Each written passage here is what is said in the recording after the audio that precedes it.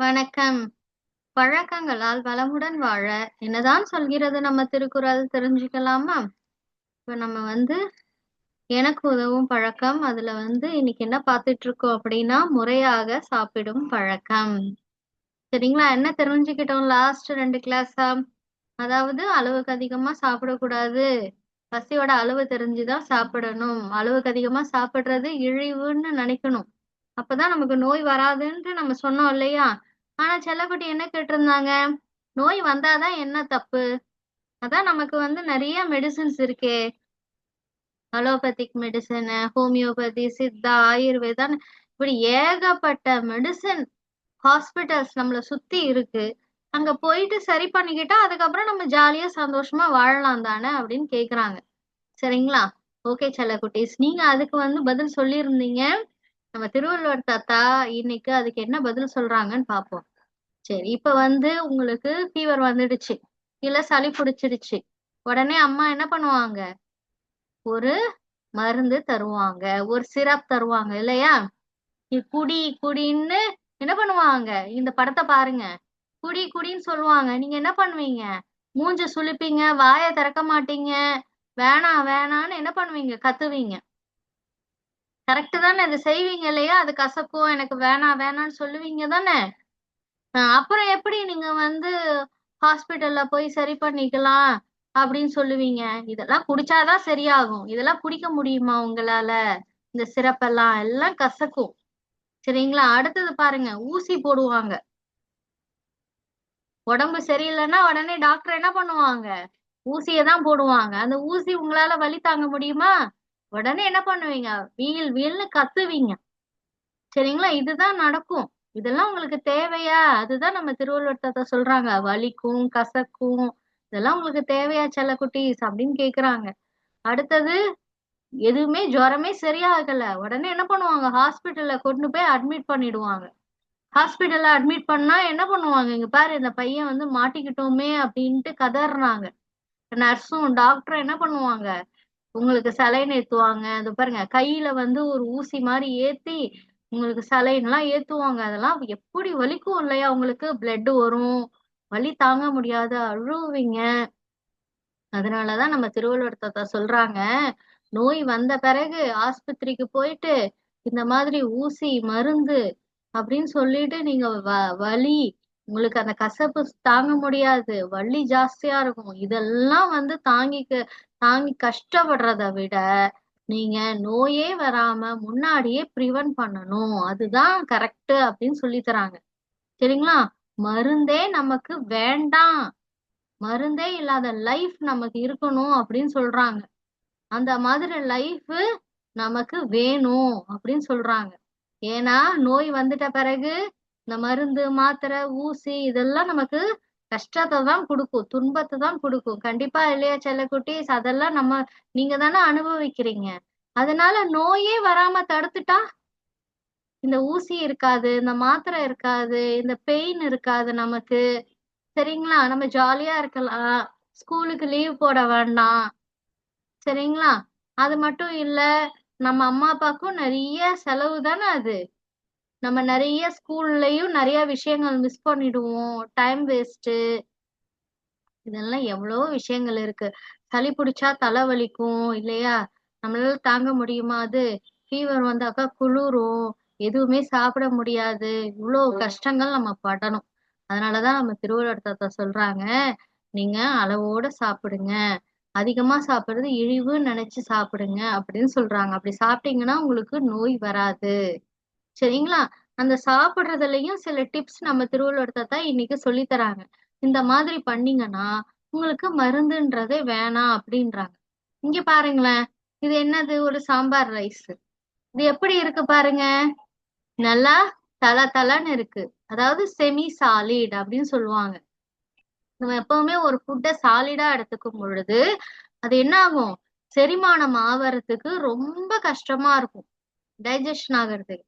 அதுவே இந்த மாதிரி லிக்விடா நம்ம எப்பவுமே எப்படி நம்ம வீட்ல என்ன செய்வாங்க? சாம்பார், ரசம், மோர் எல்லாமே லிக்விடா தானே இருக்கும். அந்த சாதத்து கூட போடும் பொழுது அந்த சாதத்தையே நீங்க என்ன பண்ணணும்? குழைச்சி அதுல சாம்பார், ரசம், மோர் அந்த மாதிரி சாப்பிடணும்.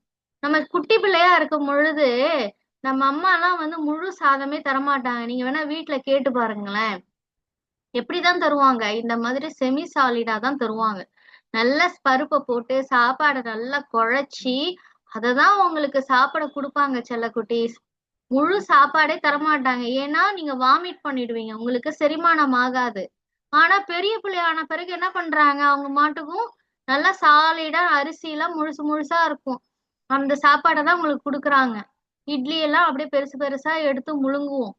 சரிங்களா? இதுதான் தராங்க. ஆனா நம்ம பெருசானாலும் இதே மாதிரி குட்டி பிள்ளையில எப்படி செமி சாலிடு ஃபுட்டு சாப்பிட்டோம், அதே மாதிரிதான் நம்ம பெருசானாலும் சாப்பிடணும் நம்ம திருவள்ளுவர் தாத்தா சொல்லி தராங்க.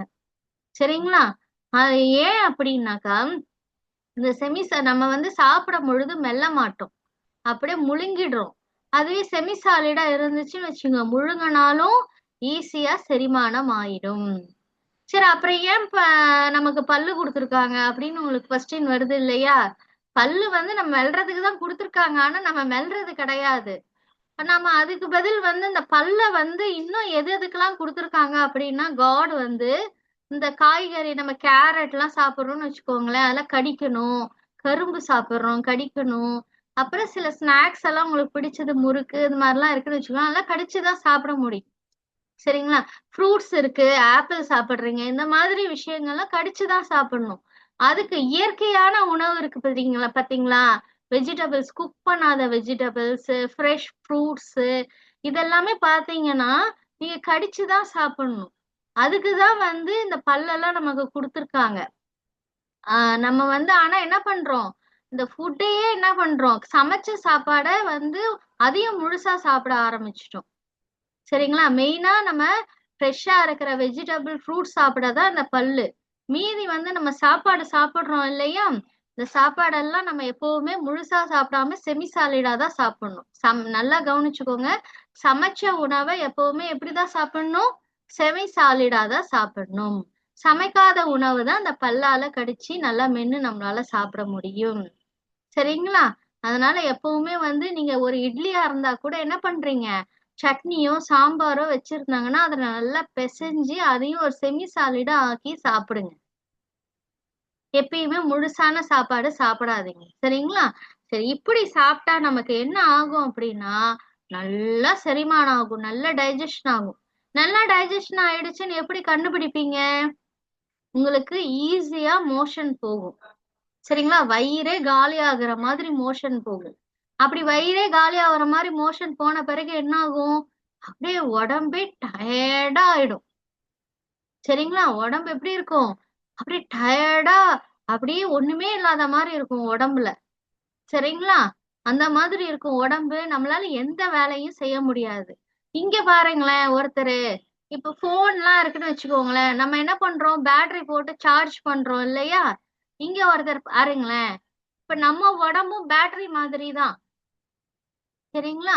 இப்ப போன்ல வந்து பேட்டரி ஃபுல்லா இருக்கும் பொழுது நீங்க சார்ஜ் பண்ணுவீங்களா?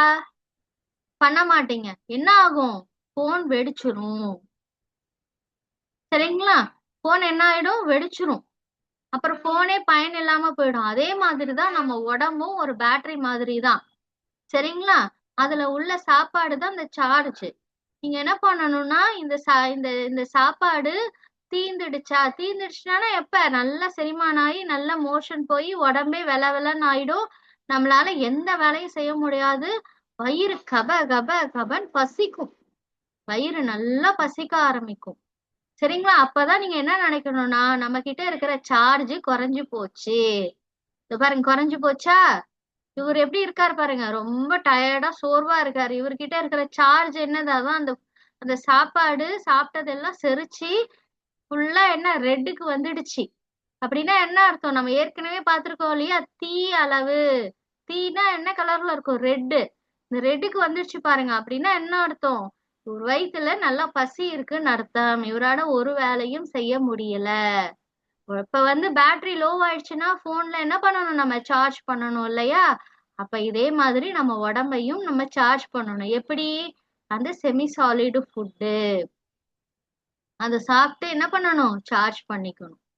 இப்படி வந்து நம்ம நல்ல செமி சாலிடு ஃபுட்டு சாப்பிட்டா நல்ல செரிமானம் ஆகும். அதெல்லாம் தெரிஞ்சுக்கிட்டு தான் அடுத்த வேளை உணவு நம்ம சாப்பிடணும். சரிங்களா? பேட்டரி ஃபுல்லா இருக்கா, பேட்டரி இறங்கிடுச்சான்னு தெரிஞ்சுக்கிட்டு தான் அடுத்த வேளை சாப்பாடு சாப்பிடணும். இப்படி சாப்பிட்டோம்னா என்ன ஆகும்?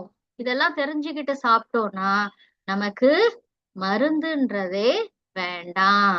ஏன்னா நமக்கு நோயே வராது அப்படின்னு நம்ம திருவள்ளுவர் தாத்தா சொல்லி தராங்க.